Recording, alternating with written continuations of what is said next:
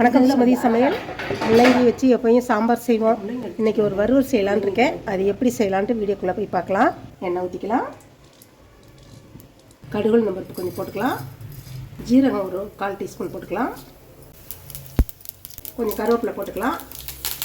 Cut பண்ணி வச்சுருக்க முள்ளங்கி போட்டுக்குவோம். போட்டு நல்லா வதக்கிக்கலாம்.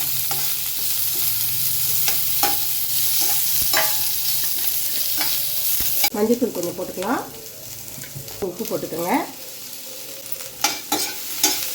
போட்டு இப்படி நல்லா எண்ணெயிலே வதக்கிட்டு லைட்டாக தண்ணி தெளித்து வேக விட்டுக்கலாம்.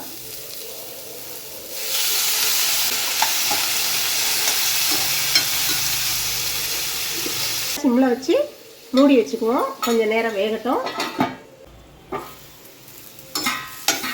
நல்லா வதங்கி வெந்துருச்சு. இப்போ மிளகாத்தூள் போட்டுக்கலாம். நான் குழம்பு மிளகாத்தூள் போட்டிருக்கேன். நீங்கள் தனி மிளகாத்தூள் வச்சுருந்தீங்கன்னா தனி மிளகாத்தூள் கொஞ்சம் போட்டுட்டு 1/4 டீஸ்பூன் தனி மிளகாத்தூள், 1/2 ஸ்பூன் மல்லித்தூள் போட்டுக்கோங்க. கரம் மசாலா கொஞ்சம் போட்டுக்கோங்க. டேஸ்ட் நல்லாயிருக்கும், அதுக்காக கரம் மசாலா போட்டுக்கோங்க. போட்டு எல்லாம் நல்லா வதக்கி விட்டுக்கோங்க.